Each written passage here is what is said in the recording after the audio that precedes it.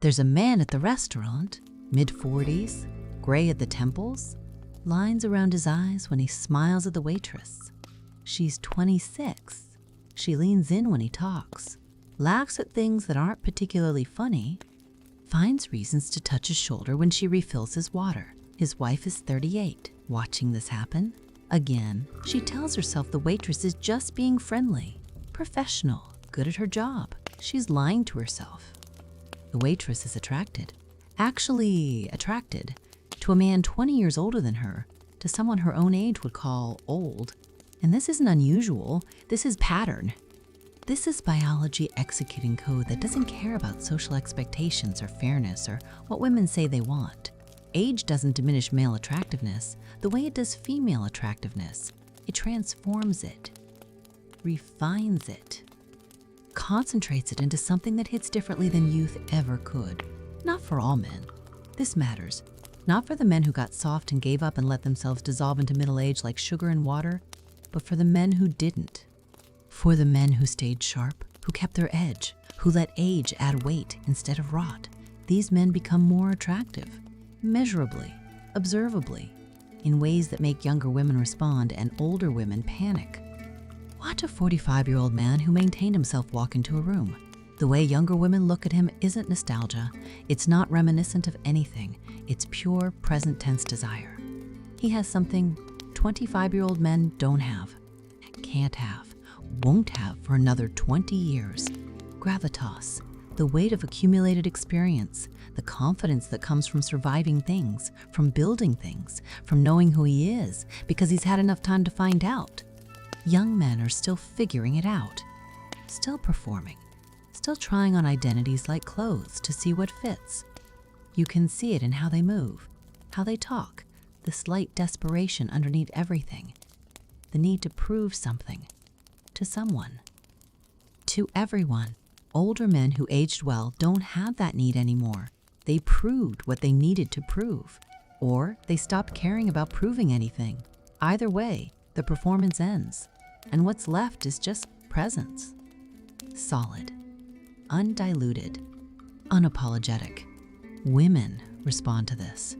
Young women especially, the ones who are drowning in options their own age but starving for something that feels substantial. Boys their age are attractive, sure, physically, aesthetically, but there's nothing beneath the surface. No depth, no gravity, just energy without direction.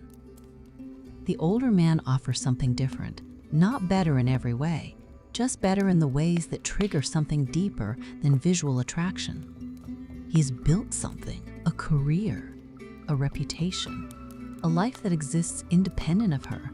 He doesn't need her validation because he's already validated by time and accomplishment and survival. This is arousing in ways youth can't replicate. The young man needs her attention, her approval, her presence to feel complete. The older man wants her, enjoys her, appreciates her, but his life doesn't collapse if she leaves. He existed before her. He'll exist after her. This should make him less attractive. Logically, shouldn't she want to be needed?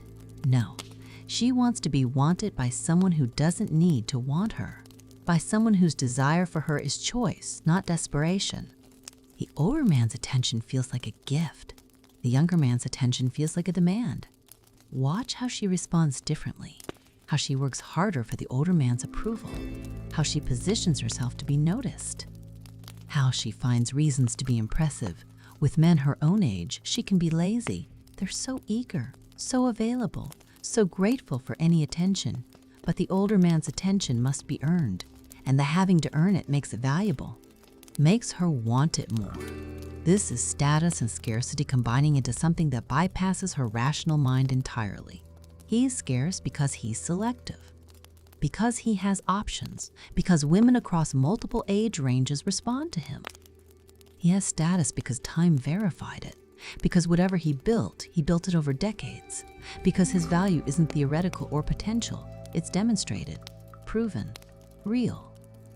And her biology reads these signals and floods her system with attraction she won't admit to and probably doesn't understand. She'll say she likes older men because they're mature, stable, emotionally available. She's rationalizing. The real reason is far less noble. She's attracted to power. And age, when properly maintained, concentrates power in ways youth can't access.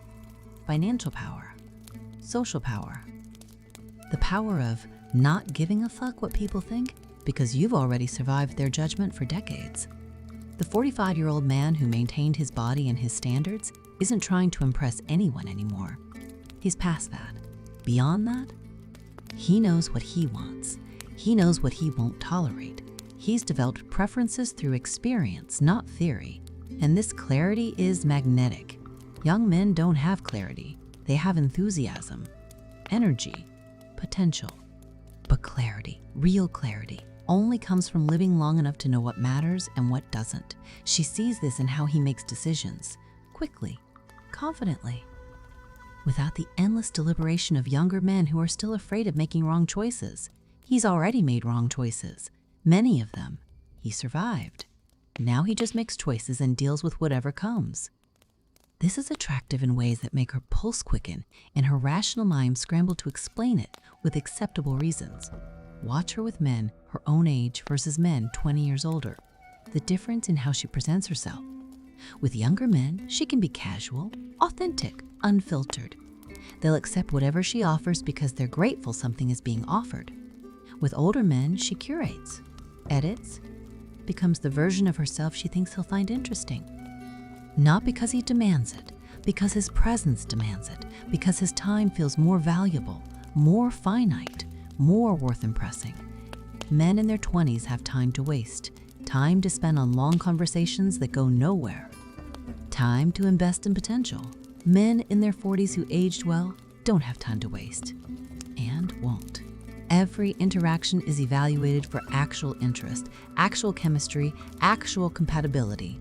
This efficiency is attractive. She knows within minutes if he's interested. No games, no ambiguity, just clear, direct assessment. If he's interested, she knows. If he's not, she knows that too. And knowing is better than the endless uncertainty of dating men her age, who are interested but pretending not to be, or not interested but pretending to be. The older man's directness cuts through all of that, and cutting through it makes her want him more. There's also the taboo element, the social disapproval, the whispered judgments about age gaps and power dynamics and daddy issues. This should make it less attractive. Socially, it does. Emotionally, it does. But physically, biologically, the taboo intensifies it. Forbidden fruit. Social transgression, the thrill of wanting something she's not supposed to want. She'll frame it differently. She'll talk about maturity and emotional intelligence and how men her age are boys. But underneath the acceptable explanations is something rawer. She's attracted to the age itself, to the evidence of time on his face and body, to the years he survived that she hasn't lived yet. It makes him feel dangerous, experienced, capable of things younger men can only theorize about. His body tells a story. Scars, gray hair, the way skin changes with decades. It's not the aesthetic perfection of youth. It's something more interesting than perfection. It's evidence of living, of damage and repair, of time passing and being survived. Young bodies are blank pages, beautiful but empty. No history written in the skin. Older bodies, when maintained, are manuscripts, stories in flesh, evidence of decades of choices and consequences and survival. And some women are attracted to stories more than aesthetics. She wants to know what made that scar, what caused those lines around his eyes, what he was doing when that gray started appearing. Each mark is data, evidence of a life lived outside her knowledge, a whole existence that happened before she was relevant. This is intoxicating in ways smooth young skin can never be. The age gap itself creates attraction. The years between them are space she wants to cross, experience she wants access to, knowledge she wants transferred. With men her age, there's nothing to learn. They're figuring it out, same as her. Stumbling together, both equally lost. The older man has already figured things out, or learned to live with not figuring them out. Either way, he has answers. She doesn't. And access to those answers, to that experience, to that certainty, feels like accessing something valuable, rare, worth pursuing. She becomes the pursuer without realizing it, finds reasons to be around him, asks questions she already knows the answers to, creates opportunities for interaction, because his attention is the prize, not hers. This reversal of typical dynamics is part of what makes it work. She's used to being pursued, chased, convinced. With the older man who aged well, she's doing the convincing, proving she's worth his limited time and selective attention, and the having to prove it makes her want it more.